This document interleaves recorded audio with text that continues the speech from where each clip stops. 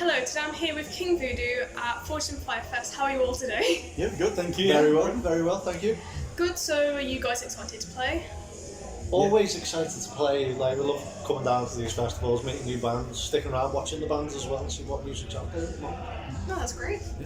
So I've heard that you've got a new EP coming out on the 8th of November, and that's been mixed by Pete Newdeck That's correct. of yes. Midnight City. Yeah. What a legend. He's a really great guy. He's a lovely bloke. Yeah. We've been in touch with Pete. Our management company put in touch with us, and yeah, it just took off. Yeah.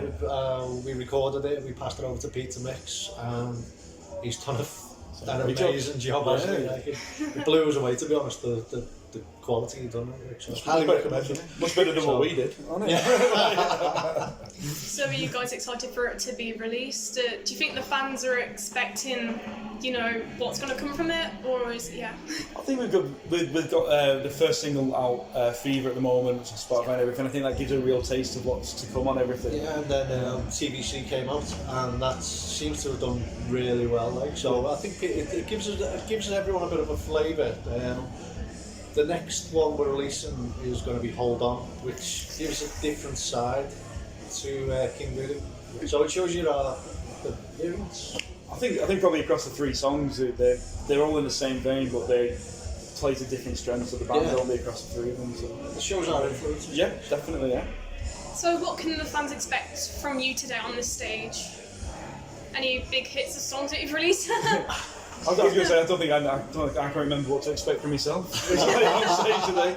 That's a great question. It is, yeah. I like that question. Thank you. Yeah. What can you expect from us? We're going to have a cover, which we played before. We may throw a cover. Yeah. We may do, yeah. They'll get a taste of what King Voodoo's about. Yeah. They'll see how we are on stage. They'll see that we will interact with them, and we will expect some singing and dancing, and particularly from me and you. Yeah, definitely. And we'll expect you up there as well, Josie. Yeah. Definitely, yes. I'll definitely be there watching you. Yeah, I'll be watching Rocking Out. So from the start of your band till the current day, what do you think's been the most defining moment in your career so far? Wow. I think it's been a whirlwind, hasn't it, really? It's been one of the most. Like, we've all been in bands before. Like, we all four of us were in a band, the same band, a while ago. 10 years ago. It was about 10 years ago. We came back together, and this year has just been a complete. It's been unbelievable. Yeah. The highlight, our first gig was for the Hells Angels, and there's a real baptism of fire, wasn't it? It was like parked up out the van onto stage, Hells Angels, gig done. And that was it. We loved it. Great. We've then moved on to supporting bands like Collateral, Piston, and Revival Black, and you're like, oh my god, this is crazy, you know what I mean? And then we're supporting Midnight City. Yeah. And Trident Water before the end of the year, and we're obviously playing Fortune Fire, which is a great festival. So we should have started with that one. The pinnacle so far is Forged in Fire. Yeah. Right now, the second. Yeah, and there's other things in the pipeline which being announced in the next couple of weeks, which even bigger and better, and I don't know why, but it's taken off, and we love it. It's great. I think for me, the moment, the thing for me about this band is the reception we've had so far, and it's been very quick from start to where we are.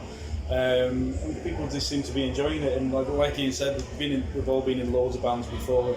This feels different, doesn't it?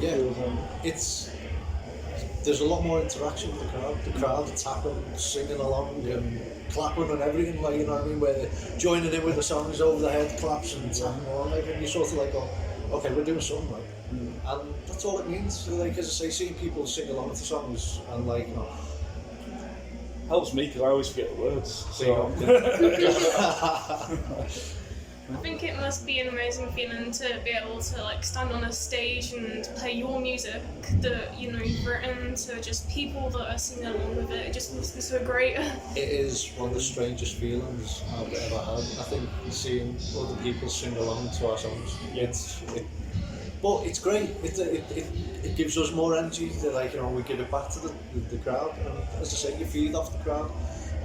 But it's going to be like a second home, hasn't it? And when we're on stage, and that's what it feels like, really. You get on there, and we're comfortable, and I think that's generated from people being involved on stage. It feels natural to be on there playing these songs and to get the reaction that we're getting. So I have got another one for the Pinnacle, which made me go. That's gone now. No, you'll love this one. You'll love this one. I haven't told you.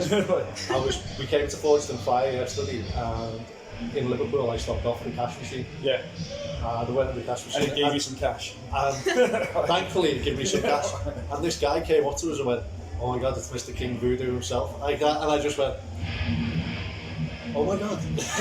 What do you say to that? Like, so, yeah, our name's getting out there and we're loving it. We're loving it, and the next band's coming on in a minute. No, it's fine. I mean, we can keep going if No, you let's go. Like, you know what I mean? So okay, that's cool. so I think nowadays it's quite hard for bands to be able to get signed to like labels and go on tours, because it seems almost as if the music industry, they're very picky on what bands they choose. 100%. Do you think that this affects your band, or do you think you'll be able to break through that and be able to hopefully get to the stage of some bands that are filling out arenas or academies? One of the biggest mistakes that a lot of bands make, this is just from us both learning, yeah. I'll just move in close to the mic as the guitars start ripping out. I think people have got to realise that there's an organisation. Like, you know, you've got to make sure everyone's on the same page. We're quite lucky that I'd say we are well organised, well oiled. Like, you know, we know what, like, you know, we've all got our separate jobs, and we all, like, you know, talk to each other and communicate. We've also got obviously the guys from Forged AMP who are helping us along from the management side, and our record label as well, Dr. John, Record Surgery, he's Surgery Records even. Everyone knows what they want to push, where we want to push and how we want to push, and from that point it's a case of just making sure that everyone's aware. Good communication. I think as well, it's not focusing too much on that of where we know where we want to be, but in the meantime every single step's important, and every single gig and every single person we interact with is important. So we just, you know, really need to bring everything. So like the gig today, it's planning. We've got to bring everything to it, haven't we? And you know, yeah, it's understanding, making sure that all the lads, even from the pickup points, like, you know what I mean, guys will pick you up at 10 o'clock, make sure you're ready. So we're here, like, you know what I mean, we're here on time. Like today, what we said was we want to come early so we can support the rest of the bands, and I think that's just as important. Yeah. It's not just about, like, you know, King Voodoo. What we want to try and do is, like, you know, speak to the other bands, like community, isn't it? And build the community, because, as I say, there's a lot of people who just come and do their set and then go home, and they miss the opportunities. You could miss your new favourite band, couldn't you? To be honest, well, it could be your new favourite band, but you'd also miss the opportunity of learning from other bands, grabbing, like, you know, obtaining their fans, and, like, you know, being able to, like, you know, share that knowledge, because every band learns. You can pick up something from every band, and it doesn't matter if it's a jazz band right the way through to a death metal hardcore band. Like you know, our friends in Autocracy, absolutely legends. They are absolute, like, you know, completely different from us, but absolutely amazing, and the stage presence is just phenomenal. Like, so, as I say, you can always pick up something from every band. So I would say, like, you know, get out to your local scene. Like, you know what I mean, support local scenes. There's a lot of good bands out there who need support. Yeah. I think it's great to, like, stop after shows or stop during shows to see these bands, because I mean, I stay after a lot of shows to meet the bands just so I can kind of get my name out there as being a journalist. And I think if you've got bands that communicate with each other, it's kind of growing you as a band and also helping to bring up other bands that still need the support. 100%. It's as I say, the music industry it's tough no matter what. But instead of, like, making it tough harder for yourself, help each other out. Yeah. Like, you know what I mean, if there's bands travelling, like, you know, to the same gig, like, you know, see if you can help each other out, like, you know, share equipment, like, you know, support each other and watch it, like, so. Yeah. And So, I mean, clearly, well, I'm just going to say what I'm going to say, otherwise I'm missing. So, what's your opinion of the statement, heavy metal is dead? Clearly it isn't out there. We've got so many people in, but you find that from people, critics in more music itself and those from the pop culture and or different cultures, they kind of criticise it and say that it's kind of dying. What's your opinion of that? No chance. Music is music. Heavy metal will never die. Rock and roll will never die. As I say, I think music will always evolve. It'll always come around. Like, you know, the scene will always change. It'll get stronger. It'll go weaker. It's just like everything. Like, you know, the next big band might come along and people rave about it, and then next minute there's 10 other bands which are exactly the same. Like I say, I think it's harder now for bands because venues are closing and stuff like that, but it's festivals like this to give everyone the opportunities to shine, showcase themselves and carry on networking as well, because there's so many bands on here, and then we're all under an umbrella, so 100%. We should all be talking, we should all be getting part of that community. Yeah, and there's great companies out there who are willing to put on new talent, like Cold Promotions, who are most probably one of the best promotion companies that we work with. Like I say, they're always pushing for new talent to come through, and it's a showcase.